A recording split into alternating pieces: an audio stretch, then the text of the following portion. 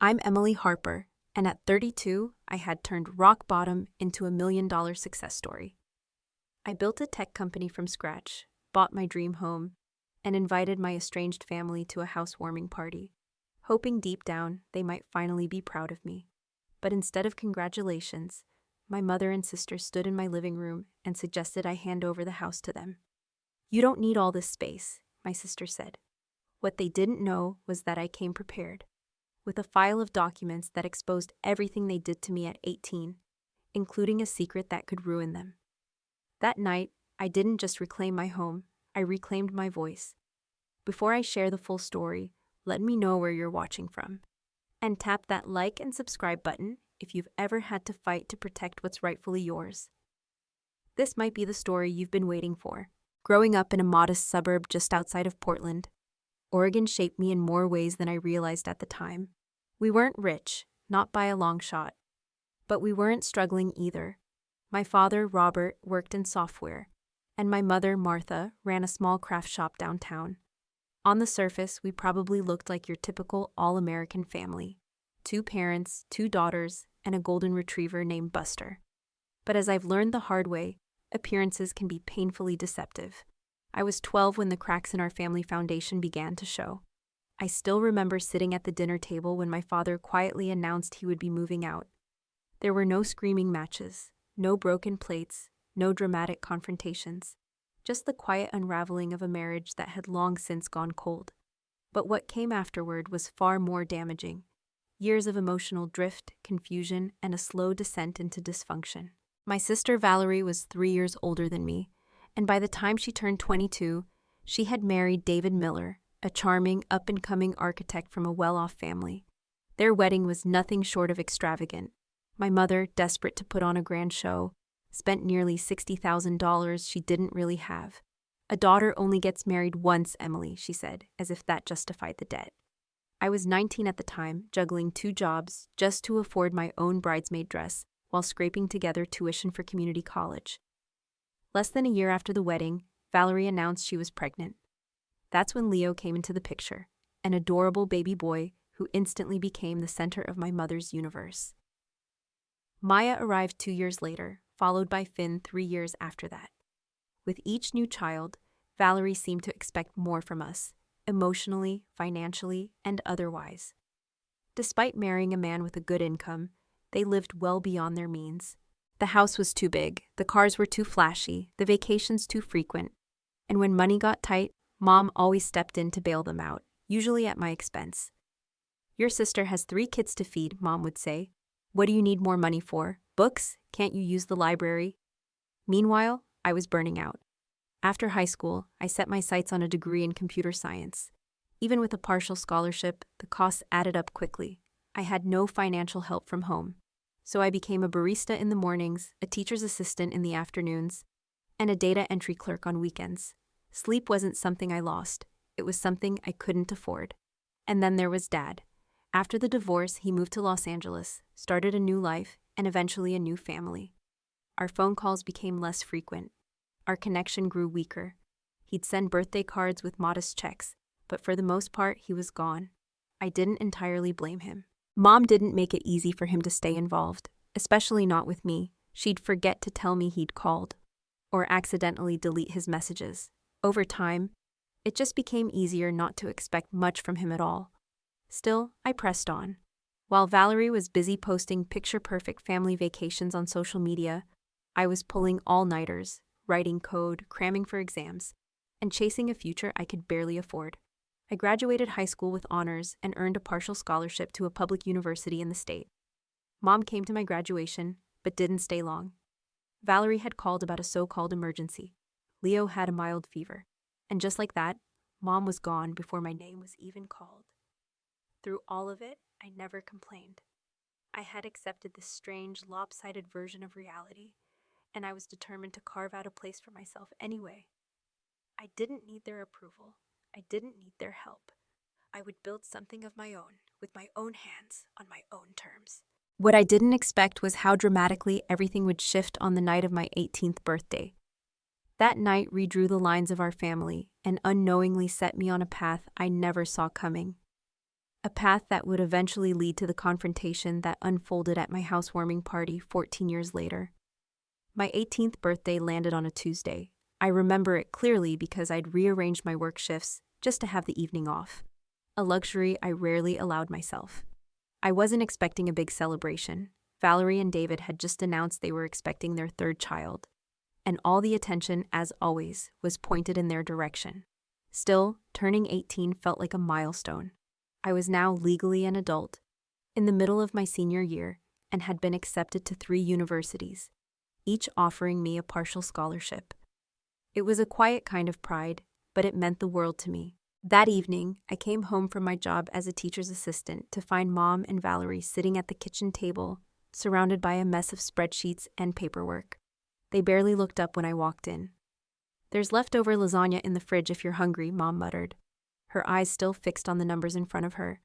I warmed a plate and sat down beside them, curiosity stirring as I watched them pore over documents with such intense focus. "What are you two working on?" I asked, trying to sound casual. Mom glanced up. "Just crunching some numbers. Valerie and David need a bigger house with Finn on the way." I nodded, already used to these kinds of conversations. But then I saw something, a folder that looked disturbingly familiar. My stomach tightened. "Why do you have my college papers?" I asked, a chill running down my spine. Valerie let out a dramatic sigh, the kind that said she was done pretending to tiptoe around it.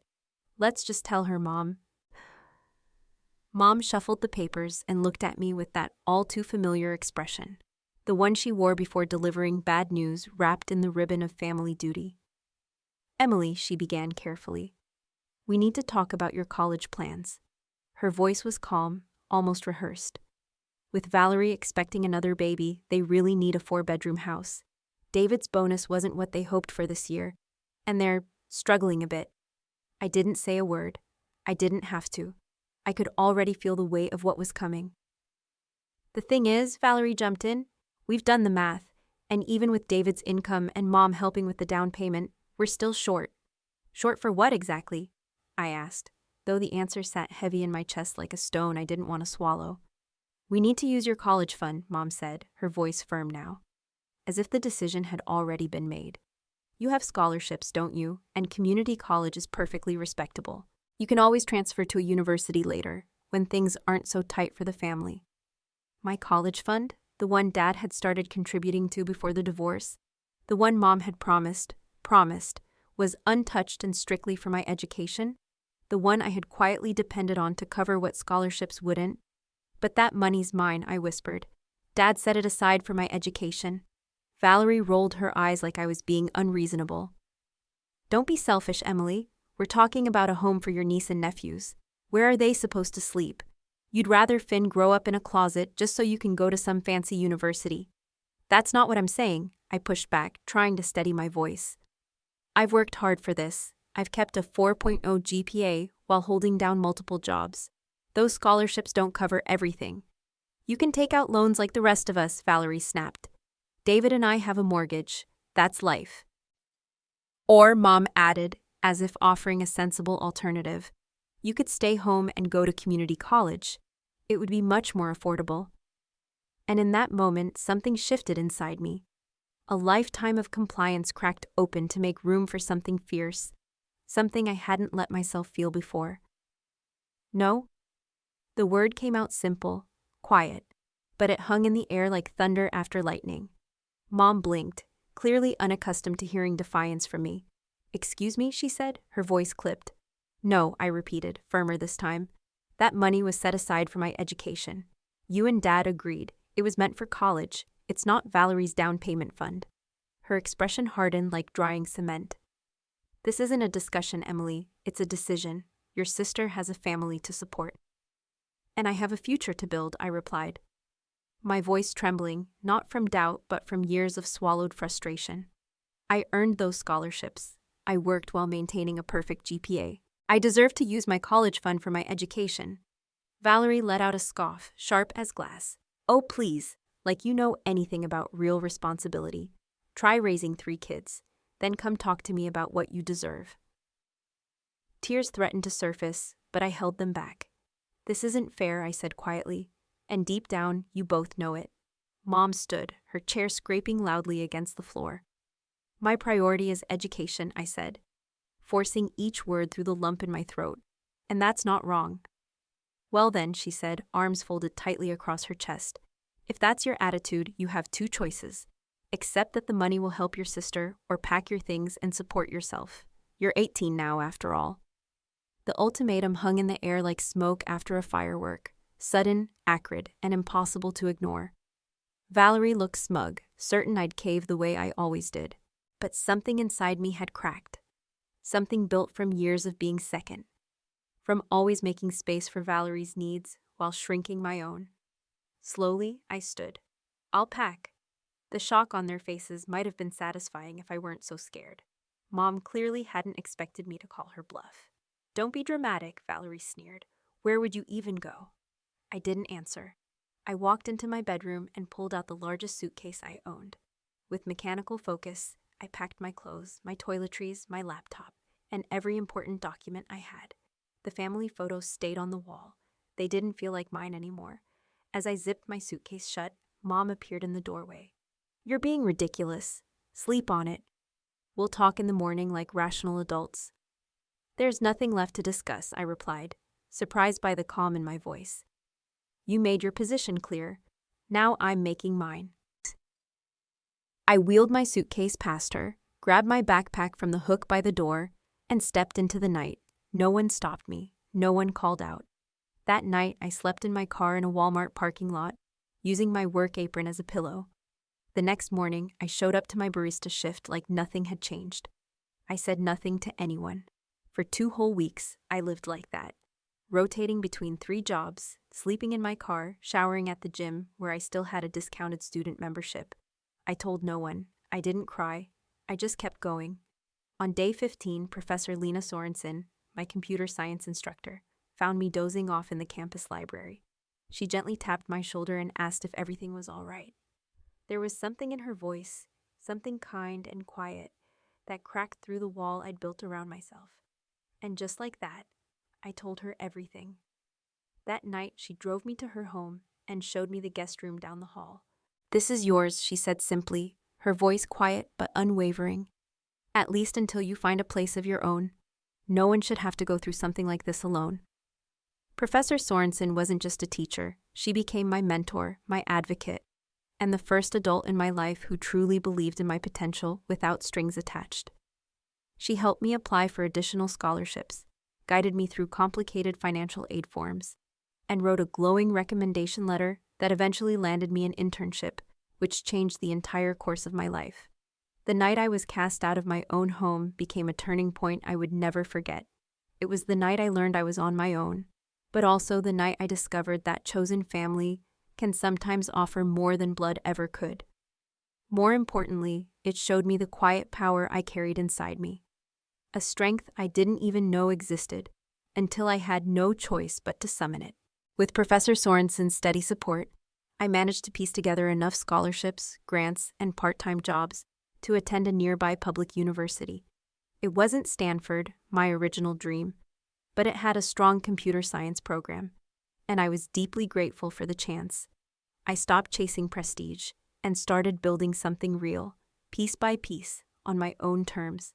College life looked different for me than it did for most of my peers.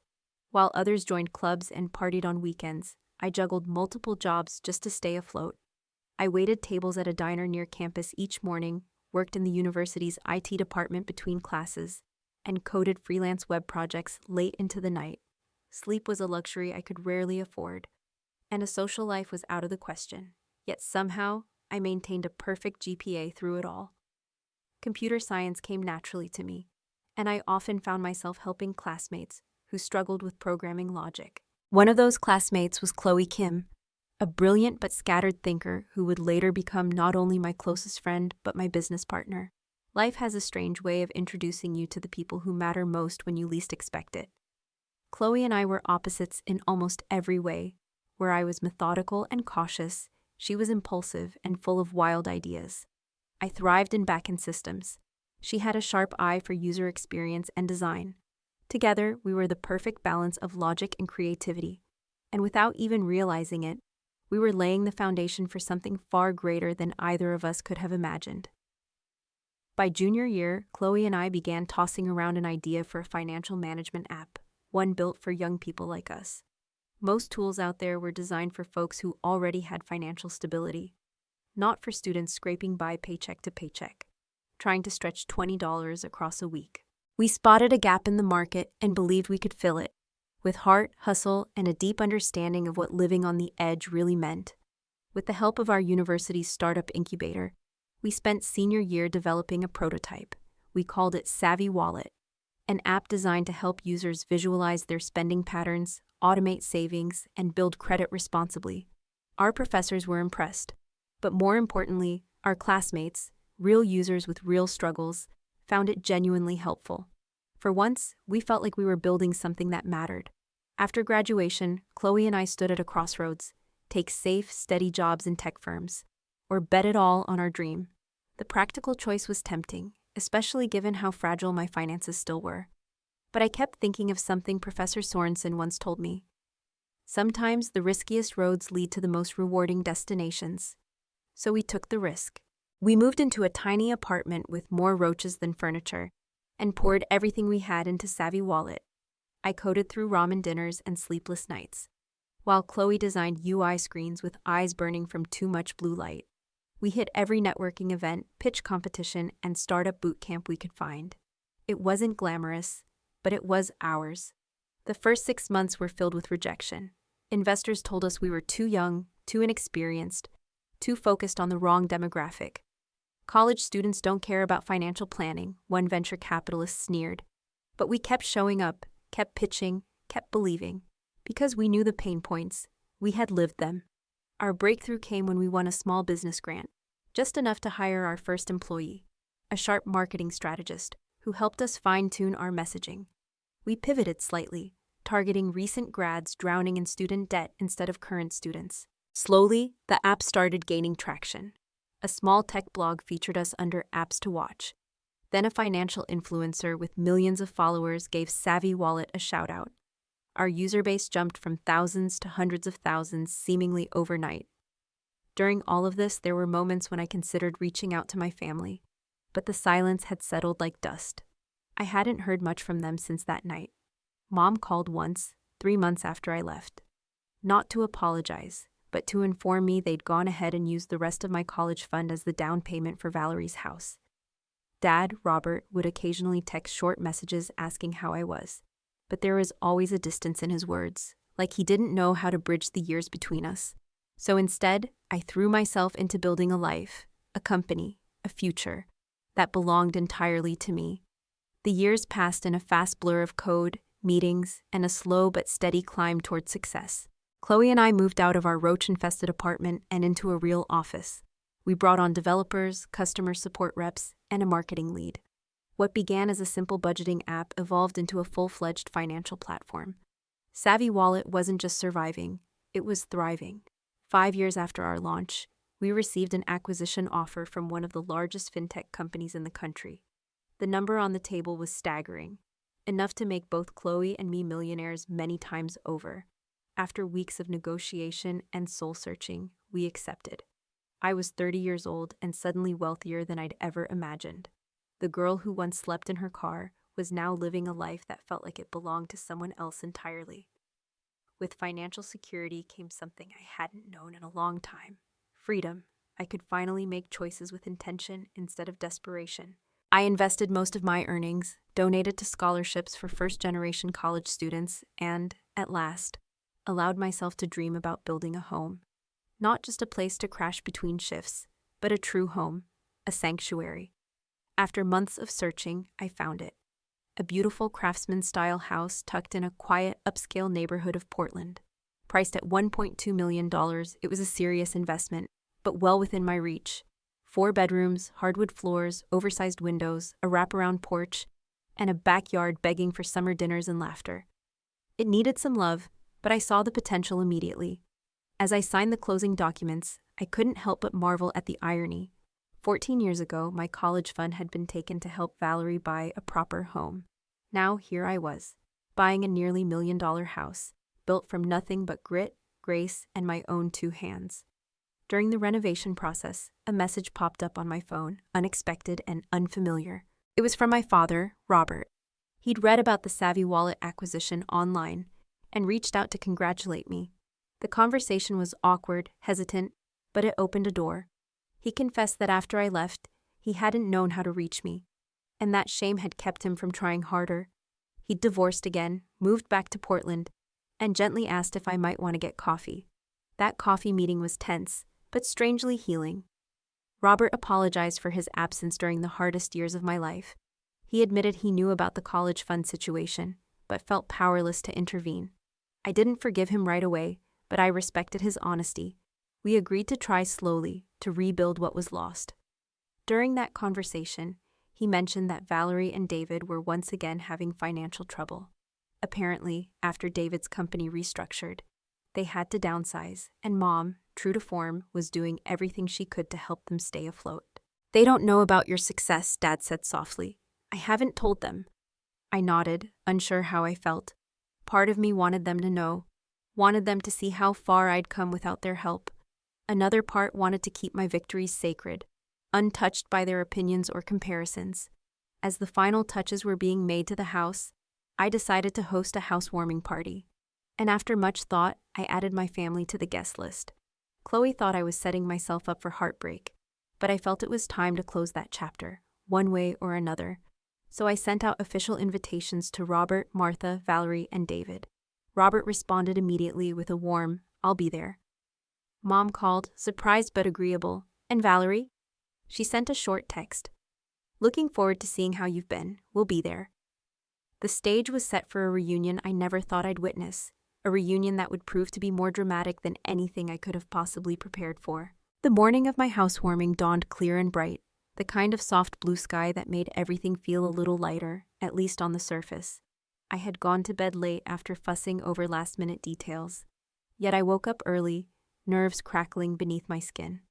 Every room in the house was just as I had dreamed it. The living room, cozy with its built-in bookshelves and plush sectional.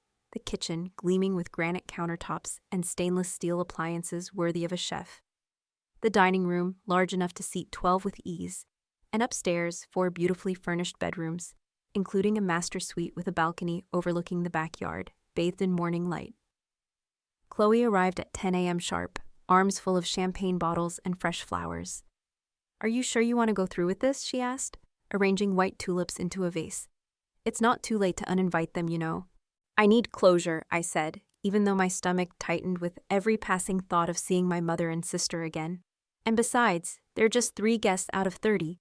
If things get awkward, we'll have plenty of friendly faces in the crowd." The caterers showed up at noon, moving efficiently as they transformed the first floor into a warm, welcoming space filled with delicious scents and beautifully arranged platters. By 3 p.m., everything was in place: food, drinks, music, and my nerves stretched tighter than a violin string. My tech colleagues arrived first, followed by friendly neighbors eager to meet the new homeowner on their street. Professor Sorensen came hand in hand with her husband, pulling me into a heartfelt hug and whispering how proud she was of me. Friends from college, industry mentors, even my financial advisor, all of them formed the early wave of guests, grounding me in the life I had built from the ground up. At 4:30 p.m., the doorbell rang again. I opened it to find my father, Robert, standing on the porch, a gift bag dangling awkwardly from his hand. "Dad," I said, the words strange and tentative on my tongue, like trying out an old melody you haven't played in years. "Emily," he replied, his eyes sweeping the house behind me. "This is really something." I welcomed him in, gave him a quick tour, and introduced him to a few guests. He seemed quietly impressed, maybe even a little overwhelmed, surrounded by polished professionals in tailored blazers and confident conversation. In the kitchen, as I refilled my glass of water to hide the shaking in my hands, he leaned in and said softly, "Your mother and sister should be here soon. They decided to come together." I nodded, swallowing the lump forming in my throat. The moment I had been dreading, yet somehow needing, was drawing closer. "So how are they doing?" my father asked hesitantly, his voice careful. "David's job situation has been difficult. They sold their house last year and moved into a townhouse. Your mother helps with the kids quite a bit." Before I could respond, Chloe appeared beside me, her voice low. "More guests just arrived, and I'm pretty sure it's them." I drew in a deep breath and stepped toward the front door. There they were, my mother, Martha, looking nearly unchanged despite the 14 years that had passed since I last saw her, and Valerie, still beautiful but with tension lines framing her eyes. Behind them stood David, aged and wearier than I remembered, and their children, Leo, now a tall teenager, Maya on the cusp of adolescence, and Finn, about 10 and clinging close to his father. "Emily," my mother said carefully, as if testing the weight of the name in her mouth. "Thank you for inviting us." "You're welcome," I replied, stepping back to let them in. "Please, come on in." The children hovered nervously, clearly briefed to be on their best behavior. I smiled at them, my nieces and nephews whom I barely knew. "There's a game room upstairs if you get bored," I said gently. "Second door on the right." That seemed to break the ice. Leo asked if I had a console, and when I nodded, all 3 kids vanished upstairs with mumbled thanks and eager footsteps. "This is a beautiful home," David said, glancing around with the eye of someone who once cared about architecture. "Impressive detailing." "Thanks," I replied. "It took 6 months to renovate, but it was worth every bit of it." "6 months?" Valerie's eyebrows arched. "You must have had quite the crew working on it." "I did," I said simply, offering no further explanation. "Would you like a tour?" As I led them through the house, I could feel Valerie's eyes lingering, not with wonder, but calculation. Her fingers trailed across the quartz countertops. She opened closet doors and murmured something about how perfect the backyard would be for kids. Mom followed quietly behind, occasionally commenting on a decor choice or asking how something worked. When we finally reached the master bedroom, she said almost offhandedly, "This must have been a hefty investment." "It was," I admitted, "but I've been fortunate in my career." "And what is it you do now exactly?" Valerie asked, seating herself uninvited on the edge of my bed. Dad mentioned something about an app. I gave them the short version of my success, how Savvy Wallet started, how it grew, and what it eventually became. I watched as polite curiosity morphed into dawning realization. "You sold your company for millions?" Valerie asked, her voice pitching higher than usual. "Yes," I said calmly. The timing was right. We continued back downstairs, where more guests had arrived, and the party was in full swing. I introduced my family to Chloe, to Professor Sorensen, to colleagues and friends who already knew bits and pieces of my story. Through it all, I noticed my mother and Valerie huddled in corners, whispering with hushed urgency. David, on the other hand, seemed more at ease, actually engaging in conversation with some of my friends from the tech world, as if he too had come to the party with open hands instead of hidden agendas. About an hour into the party, I gently tapped my glass to gather everyone's attention. The room quieted, faces turned, and I took a deep breath before speaking. "Thank you all for being here to celebrate this new chapter with me," I began. "This house isn't just a place to live. It's a milestone I once thought was out of reach. I'm deeply grateful for everyone who stood by me on the journey here." As I wrapped up my short speech, Valerie stepped forward, her voice laced with that familiar, commanding confidence I remembered from childhood, the kind that usually preceded her getting exactly what she wanted. As Emily's sister, she said with a bright, practiced smile, "I'd also like to say a few words. Family means everything," she continued, resting her hand on my arm. "And seeing Emily's beautiful home today made me realize how perfect this space would be for our family." A ripple of confused murmurs passed through the crowd. "What Valerie means," Mom interjected smoothly, "is that we're all so proud of Emily for creating a space where family can gather." "No," Valerie corrected, tightening her grip on my arm. "What I mean is that this home would be ideal for my family. With David's job situation and the kids needing good schools, we've been looking for something exactly like this, right here, in this neighborhood." The room fell into stunned silence. Even the servers froze. "Valerie," David started, face pale, "this isn't the time or place." "It's exactly the time," she snapped. "Emily's always been generous with family. She's single, childless, and clearly doing well. This 4-bedroom house is wasted on one person, while we have 3 growing children who need space and stability." Mom nodded, ever the enabler. "Family." I stood there, stunned, unable to believe what I was hearing. After 14 years of silence, after stripping my college fund, they were now proposing, no, expecting, that I give them my home. Emily, Mom continued, her voice slipping into the old tone of command I knew too well. You should pack up and find something smaller. A condo downtown would suit your lifestyle much better, and it would mean the world to your sister's family. Valerie had already begun pacing the living room, pointing out which changes they'd make. Leo can take the room with the bay window. Maya will love the purple one, and Finn will have plenty of space for his toys in the smaller bedroom. Mom chimed in again, as if rehearsed. After everything Valerie's been through, she deserves this. It's the least you could do, as her sister. The room had gone utterly still. My guests looked on, eyes darting between us, caught somewhere between disbelief and second-hand embarrassment. Chloe had silently moved to stand beside me, her quiet presence a lifeline of calm in the storm. And yet, in the middle of that surreal moment, I felt oddly steady. A strange calm washed over me, as if something inside had finally stopped breaking and started solidifying. I inhaled deeply, preparing to respond. Not from anger, but from a place that had taken years to find. I have something I'd like to show everyone, I said quietly, pulling my phone from my pocket. With a few taps, I connected it to the smart home system, and the living room television flickered to life. A document opened on the screen, black text on a white background filling the space like a quiet explosion. What's this? Valerie asked, impatience sharpening her voice. This, I replied evenly, is the restraining order I filed 14 years ago, after I was forced out of my home on my 18th birthday. A stunned hush fell over the room. Even the servers stood frozen, trays suspended midair. What are you talking about? My mother's voice cut through the silence, laced with confusion and growing offense. We never forced you out. You chose to leave. I kept my voice calm, years of practiced composure serving me well. You gave me an ultimatum, remember? Accept that my college fund would go toward Valerie's down payment, or pack my things. I packed. You didn't stop me. That was a disagreement, not an eviction, Valerie scoffed, though her eyes stayed fixed on the screen. You're being dramatic. I slept in my car, I said plainly, for 2 weeks, in February, in Portland. A ripple of shock moved through the crowd. My father stepped forward, face pale. I didn't know it was that bad, he said softly. You never told me.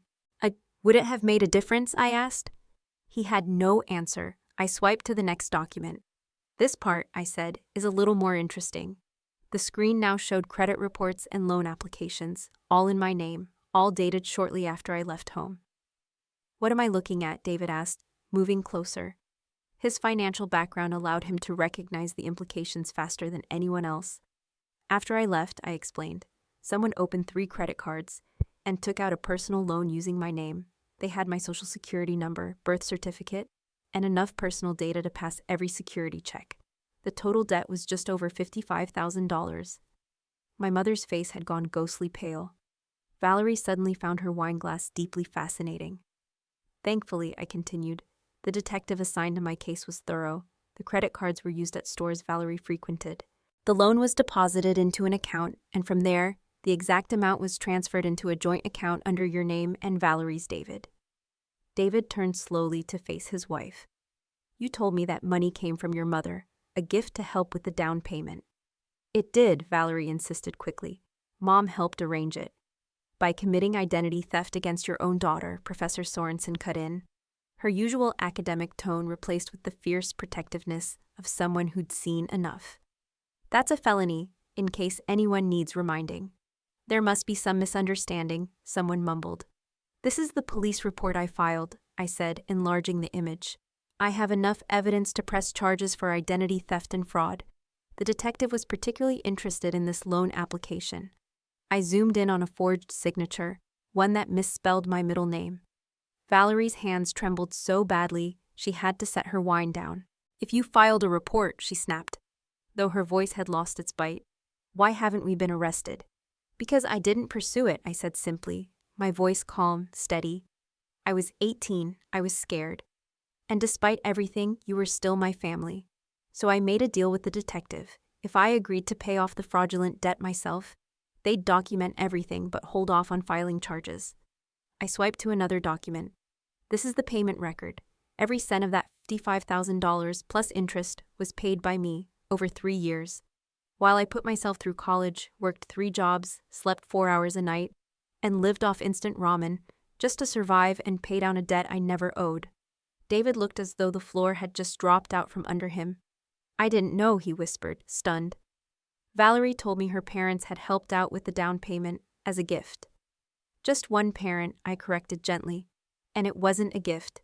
It was theft. That finally pushed Martha to speak. You're twisting everything to make yourself out to be a victim, she snapped, voice rising. We did what we had to do. Sometimes families have to make hard choices for the greater good. The greater good? My father's voice cracked through the tension like thunder. Martha, she was 18, our daughter, and you stole from her. Martha turned on him. Don't you dare judge me, Robert. You left me to handle everything. I left you, not our daughter, he shot back, trembling with fury. And I certainly never gave you permission to steal her college fund, or commit fraud in her name. He turned to me then, eyes heavy with regret. I knew about the fund, he admitted, and I'm sorry I didn't fight harder for you. But the credit cards, the loan, I swear, I didn't know. I gave him a small nod. It wasn't full forgiveness, but it was something. Valerie, sensing the ground shifting beneath her, changed tactics. Her voice softened, eyes welling with carefully timed tears. It was a hard time, she said quietly. We had a baby, we needed a home. Mom was just trying to help, and you weren't around to ask. If you'd stayed in contact, communicated, maybe things would have been different, I said. But that doesn't excuse identity theft. I swiped again. And David, this might interest you.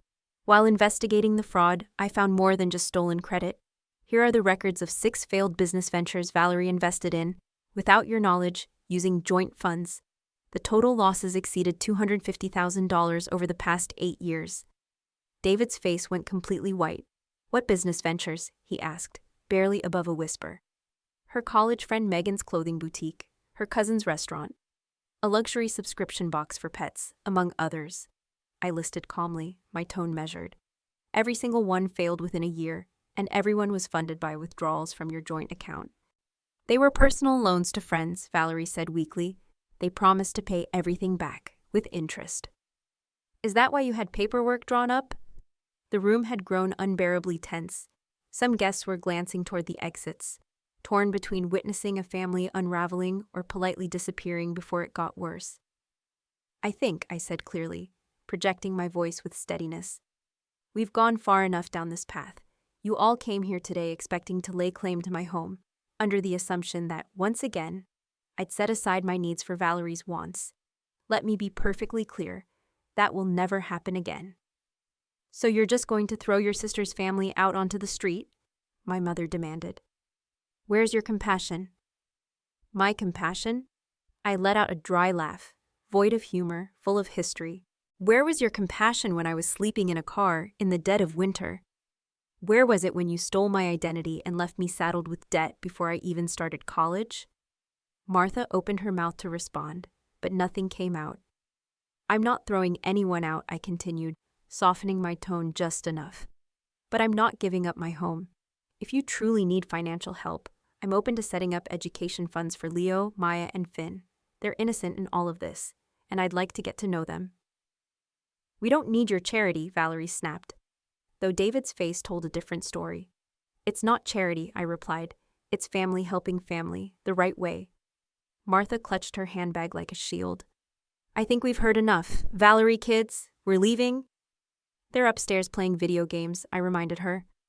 And I think David may want to stay. David nodded slowly.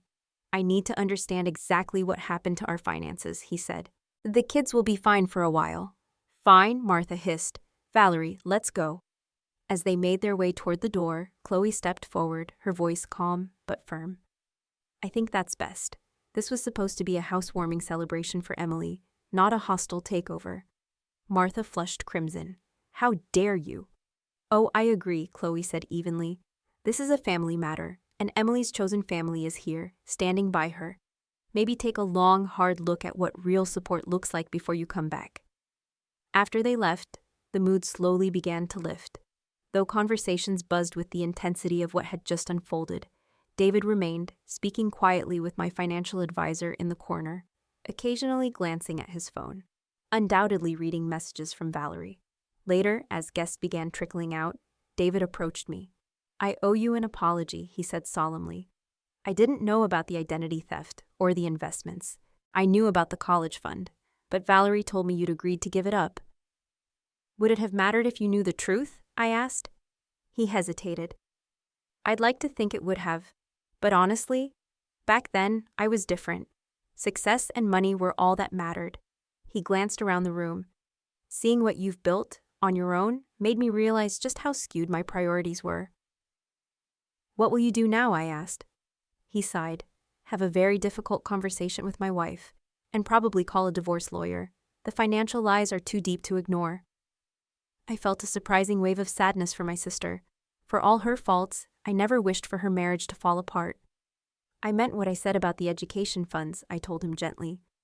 "No matter what happens between you and Valerie." He nodded gratefully. "They'd love that, especially Leo. He's really into coding."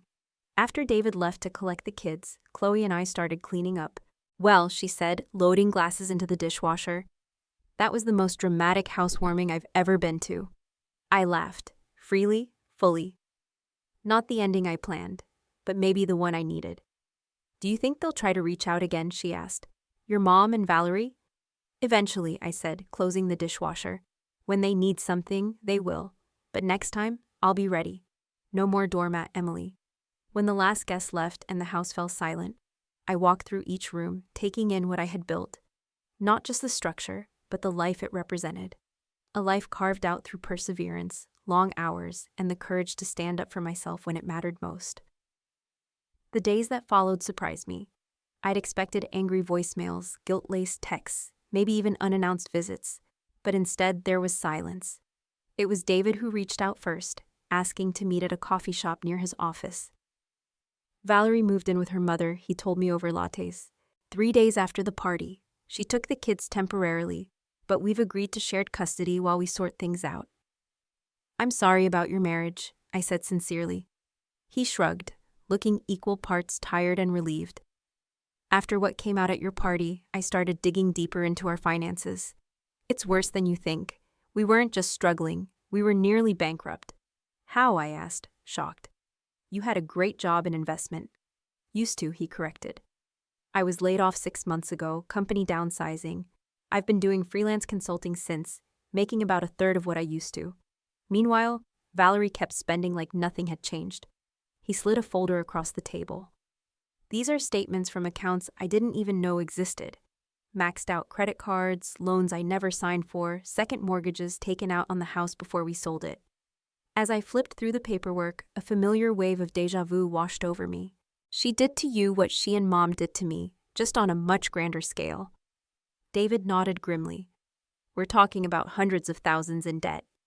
"What are you going to do?" "Bankruptcy seems inevitable," he admitted, his voice low, weary. I nodded, understanding where his priorities lay now. "My offer still stands about the education funds. I can set up accounts that can only be used for schooling." "That would mean a lot," he said, the gratitude in his voice honest and raw. "And maybe, would you consider spending time with them now and then? They really need stable adults in their lives right now." That conversation marked the start of something I hadn't expected, a bond with my nieces and nephew. Every other Saturday, I'd take them out for a full day of adventure: museums, playgrounds, coding workshops for Leo, art classes for Maya, and dinosaur exhibits for little Finn. They were bright, curious kids navigating their parents' conflict with more grace than most adults I knew. About 2 weeks after the housewarming, my father, Robert, invited me to dinner. Over quiet pasta dishes at a small Italian place, he opened up about the years of dysfunction that had fractured our family. "I failed you," he said plainly. "After the divorce, Martha made it nearly impossible to stay connected.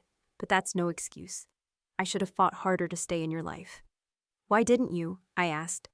The question I'd held in silence for 14 years finally found its voice. He let out a heavy sigh. "Part guilt. The divorce was my fault. I was already involved with my second wife before I left your mother. Martha knew. And she used that as leverage to control everything, including access to you girls." That admission shifted my understanding of our family's dynamics. It didn't excuse his absence, but it helped explain it. I also didn't protect your college fund, he went on. It was in a joint account with Martha. I trusted she'd use it properly, despite everything. And when I found out what happened, I was too ashamed to face you. You could have helped, I pointed out, when I was sleeping in my car. I didn't know, he insisted. Martha told me you'd moved in with a friend from school. By the time I found out otherwise, months had passed, and you'd stopped replying to my messages. We talked for hours that night, unraveling years of confusion, half-truths, and outright lies. Robert was far from blameless, but I began to see that he, too, had been manipulated, just in a different way. Your mother wasn't always like this, he explained. Something changed after Valerie was born. She became obsessed with crafting the perfect life for her, often at your expense. I tried to balance things, to stand up for you, but it only made the fighting worse. Why the favoritism? I asked. The question that had haunted my childhood. He thought about it. I think Valerie reminded her of who she wanted to be. Beautiful, socially graceful, traditional. You were more like me, analytical, independent, always questioning things. And I think that scared her. 2 days after dinner with my father, I received Valerie's first attempt to reach out, a long email that swung between apology and justification. She admitted to the identity theft, but blamed it on financial desperation and Mom's influence. She expressed regret over the housewarming confrontation, but insisted her family's needs should take precedence over what she called my luxury. Classic Valerie, Chloe said as I showed her the email. An apology that dodges responsibility. At least she acknowledged what happened, I replied, feeling more generous now that I was no longer under her thumb. That's progress. Martha's approach was far more direct. She began calling daily, leaving voicemails that ranged from angry accusations to teary pleas. Families are meant to forgive, she insisted in one message. We made mistakes, but so did you, humiliating us in front of your friends like that. I didn't respond to either of them right away. Instead, I focused on setting healthy boundaries, with help from my therapist, Dr. Serena Davies. Your mother and sister exhibit classic manipulative behavior patterns, she noted during one session. They're used to you giving in. Continuing to hold your boundaries feels unfamiliar and threatening to them. Sometimes I feel guilty, I admitted, especially with the kids caught in the middle. That's natural, she reassured me. But remember, you're modeling healthy boundaries for those children. You're helping them directly, through education funds, through your time. That's what real family support looks like, not the conditional kind you've grown up with. As the weeks passed, things between David and Valerie deteriorated further. Their divorce proceedings uncovered even more financial deception. David followed through on his bankruptcy filing.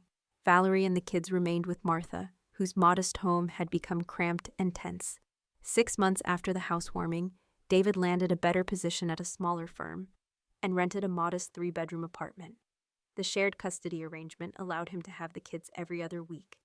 During those weeks, I visited often, helping Leo with coding projects, reading to Finn, or simply being another adult they could rely on. It was during one of those visits that David mentioned Valerie had started therapy. Her therapist suggested it might help with the divorce and the financial mess, he said. I'm skeptical about how committed she is, but it's a start. Around the same time, I finally agreed to meet Martha for coffee. The conversation was tense but civil. She looked older than I remembered, worn down by 6 months of living with Valerie and 3 energetic kids. It's been hard, she admitted.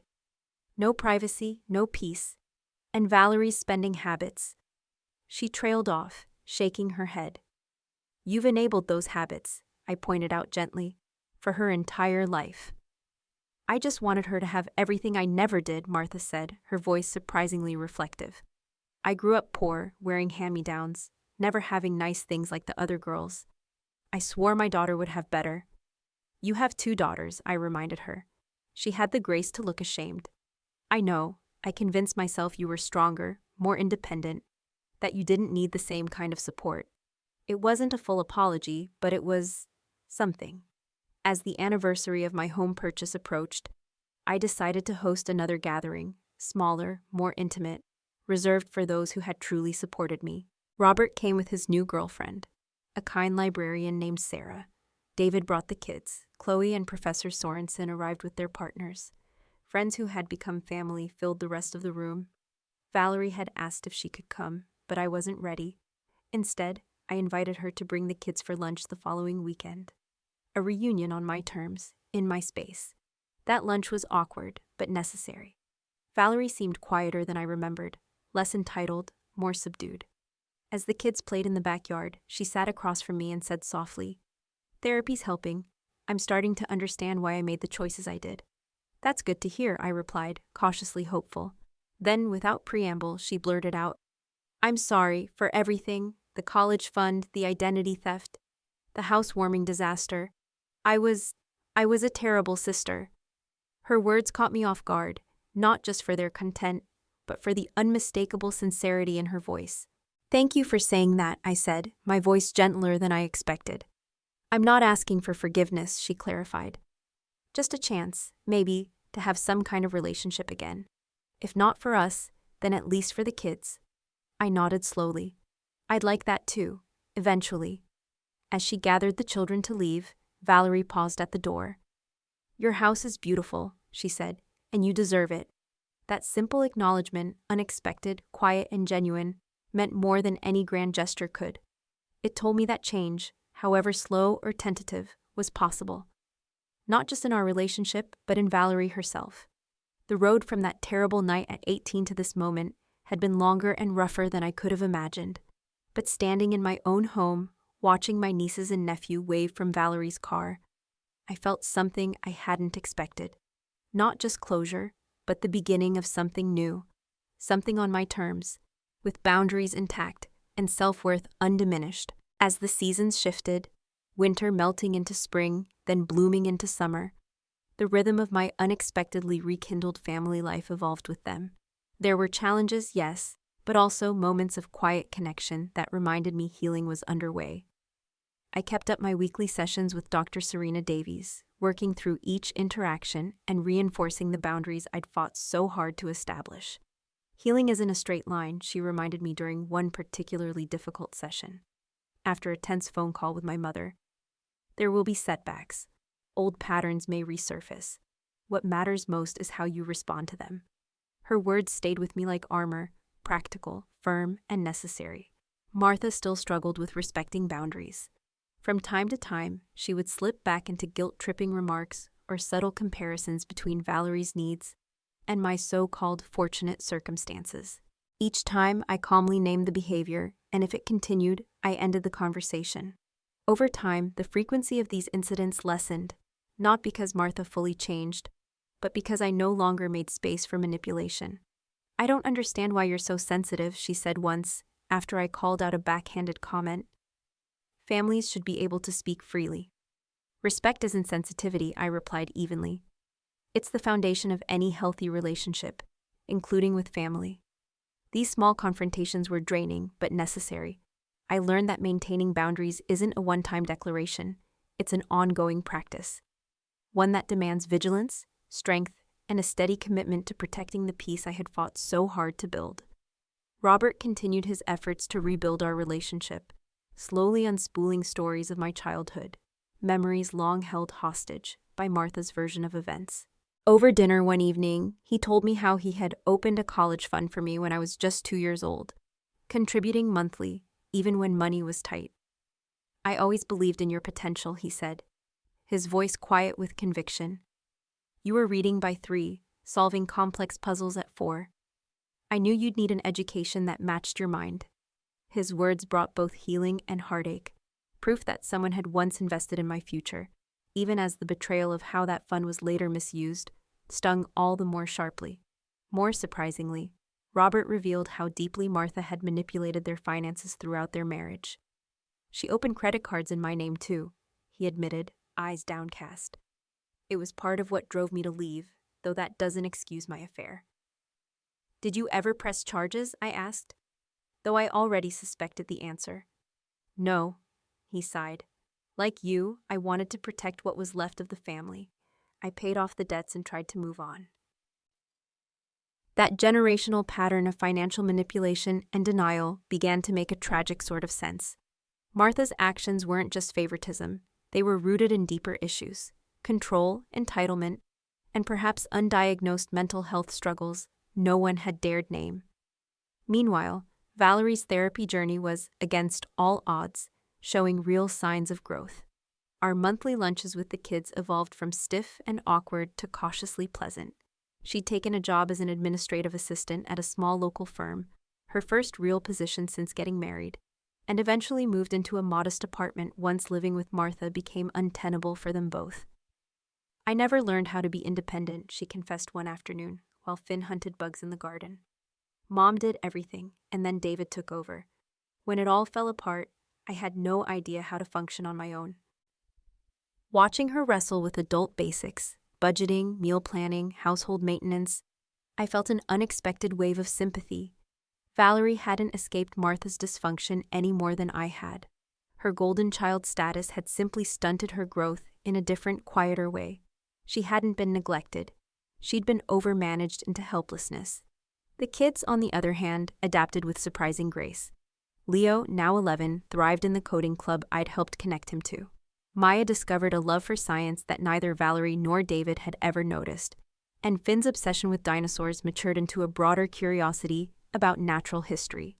I set up a college fund for each of them, legally structured to be used only for educational expenses. It wasn't just a gift, it was a safeguard. A quiet promise that history wouldn't repeat itself. David and I, in a twist no one could have predicted, developed an unexpected friendship built on mutual respect. He faced financial ruin head-on, rebuilding his credit, his career, and most importantly, his role as a father. "Bankruptcy was humiliating," he admitted once, his tone stripped of the defensiveness he used to wear like armor. But in this new, more honest version of David, I saw someone who finally understood that not every relationship can, or should, be salvaged. Martha, on the other hand, continued to resist real accountability. She wavered between half-hearted apologies and cleverly disguised justifications. During one especially difficult lunch, she offered a theory that stopped me cold. "Maybe part of your success," she said, stirring her coffee without looking at me, "came from how tough we were on you. If we hadn't pushed you out of the nest, would you have developed the same drive?" As if being homeless was some sort of calculated life lesson. As if abandonment had been a parenting strategy. I set my fork down gently. "That's like saying abuse makes people stronger. Some survive despite it, not because of it. I succeeded in spite of how you treated me, not because of it." As expected, she shifted the subject almost instantly, discomfort curling around her like smoke, just as it always had when faced with direct confrontation. Moments like that only confirmed Dr. Davies's insight. While my mother might adjust her behavior to maintain contact, true remorse, or even meaningful self-awareness, might never come. Some people simply lack the capacity for the deep self-reflection real change requires. Dr. Davies had explained during a particularly raw session. You can recalibrate your expectations and choose the kind of limited relationship, if any, that best protects your peace. It wasn't what I wanted to hear, but it was what I needed. By the time the 1-year anniversary of my home rolled around, I had established clear boundaries for family interactions: monthly lunches with Valerie and the kids, occasional coffee dates with Martha, regular dinners with Robert, and more consistent time with the children during David's custody weeks. To honor the milestone, I hosted a small gathering, a deliberate contrast to the chaotic housewarming a year earlier. Chloe brought her new fiancé. Professor Sorensen came with her wife. Robert attended with Sarah, now his serious partner. David dropped by with the kids. Even Valerie made a brief, pleasantly civil appearance. Martha was noticeably absent. Her choice, after I declined to invite several toxic family friends she insisted on including. It was a small victory, but a meaningful one in defense of my boundaries. As twilight fell and guests enjoyed dessert out on the deck, Leo approached with his laptop in hand. "Aunt Emily, can you look at my code? I'm building a game, but the graphics aren't showing up right." We settled into the porch swing, the warm breeze brushing past us as we debugged his JavaScript together. Fireflies winked to life in the yard like scattered stars. That simple moment, an aunt helping her nephew, family supporting family in healthy, grounded ways, brought tears to my eyes, which I quickly blinked away. "You okay?" Leo asked, noticing the shift in my expression. "Better than okay," I told him. "Just happy." really happy. Later that night, after everyone had gone and a hush settled over the house, I wandered from room to room, taking it all in. This house was mine, not just legally, but emotionally, spiritually. It had become a sanctuary, not only from the outside world, but from the harmful family dynamics that had once nearly broken me. Within these walls, I had planted new traditions, nurtured honest connections, and built a version of family grounded in mutual respect, not guilt or manipulation. My journey from that terrified 18-year-old sleeping in her car to the woman standing confidently in her own home at 32 wasn't just about financial success. It was about reclaiming my worth, drawing firm lines in the sand, and designing a life that aligned with my values, not anyone else's expectations. My relationships with family would likely always carry a touch of complexity. Martha might never fully acknowledge the pain she caused. Valerie's growth would have limits. Robert's attempts to make amends couldn't erase years of absence, but I no longer needed their validation to feel whole. That young girl who drove away from her childhood home with nowhere to go didn't just find shelter, she found strength. She learned that family isn't always who we're born to, but sometimes who we choose. And that standing in your truth, no matter how painful, is what paves the way for real connection, not performative duty. As I sat on the porch with a cup of tea, watching the summer stars emerge one by one, I felt a quiet peace settle over me. The road hadn't been easy, but it led me exactly where I needed to be. Home, in every sense of the word. Have you ever had to set difficult boundaries with family? I'd love to hear your experience in the comments below. Remember, protecting your peace isn't selfish, it's essential. If this story resonates with you, please like the video, subscribe for more stories about overcoming family struggles, and share it with someone who might need to hear. It's okay to stand on your own. Thank you for being part of this journey with me.